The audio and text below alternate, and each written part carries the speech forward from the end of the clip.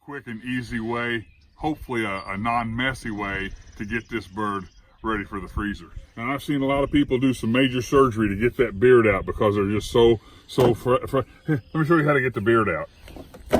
Now the beard's out and it's perfect. We'll measure that in a little bit.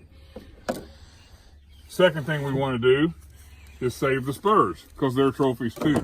So we're gonna break these legs right at the knee, right there on the tailgate. Do some cuts so that we can save the feet and the spurs.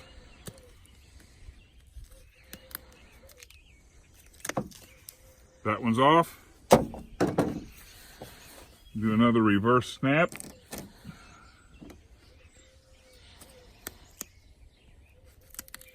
Sharp knife is always a good tool to have.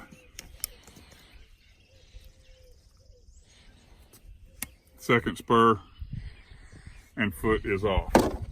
That goes in the trophy pile. Daniel also wants to preserve the fan from his first gobbler. So we're going to get as many of the under feathers as we can. We're going to grab the fan way up tight and we're going to cut down to the meat at the base of the fan. Once that's broke off, one simple cut and a beautiful, beautiful fan for Dan's first bird. Now obviously Dan's going to want to preserve some more of these feathers, but we're going to let him do that after we put the meat in the bag.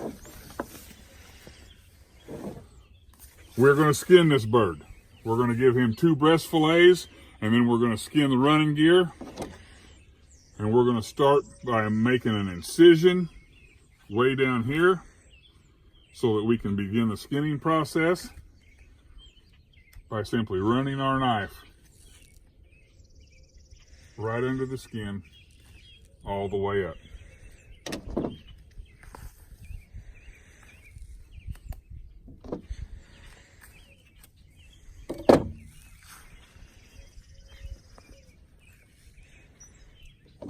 Right side of the breast is skinned. The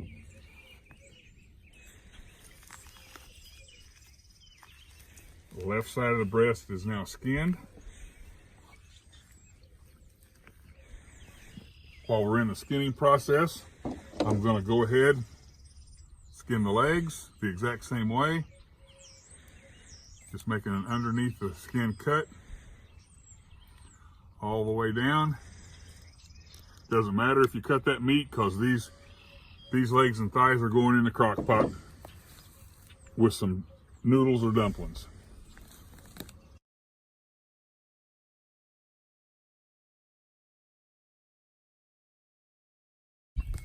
Right leg and thigh skinned.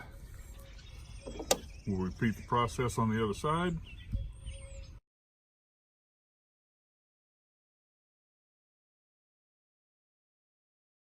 You don't worry about loose feathers. That all comes off in the second picking. Now another method for people who are not going to fry their turkeys, which by the way is the only way, in my opinion, to prepare a wild turkey, they will pluck them.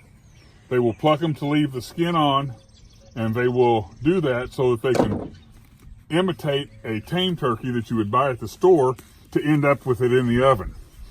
My opinion, the worst thing you can do with the gift of God of a wild turkey is to waste it by putting it in the oven. There is no white meat on a wild turkey. The reason for that is they fly. Tame turkeys never fly. There is no vascularity in a tame turkey's breast muscle. Wild turkey flies every day, all the time. Therefore, the vascularity in their chest makes the breast meat dark.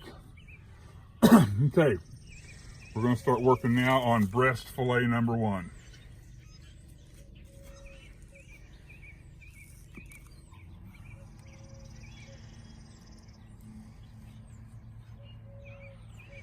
Coming right down along the breastbone.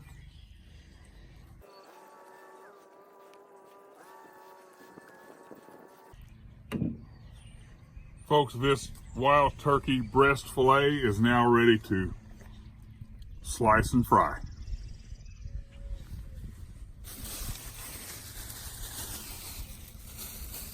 A lot of the meat that I like to get, you can't see until the breast itself is off. So I will come back in here and cherry pick some nuggets, not to waste anything.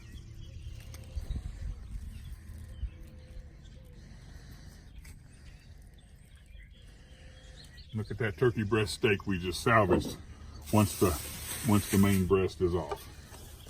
This is all edible meat here. A lot of people will take and just cook the carcass in boiling water and just make a soup out of the carcass itself.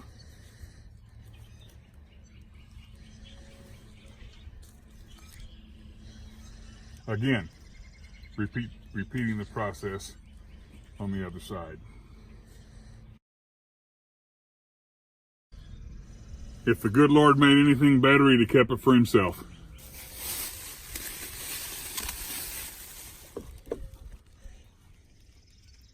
Waste not, want not. We go back in and get everything that has now been exposed by the initial fillet process.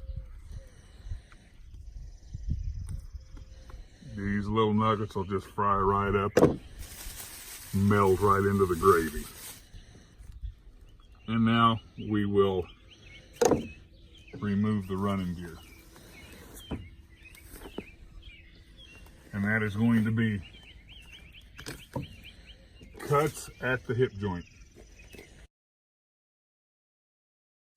Leg and thigh ready to be cleaned up, soaked in salt water, and dumped in the crock pot.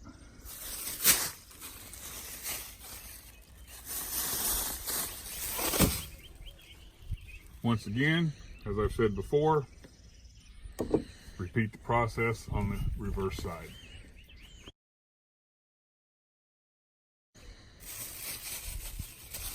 No muss and very little fuss.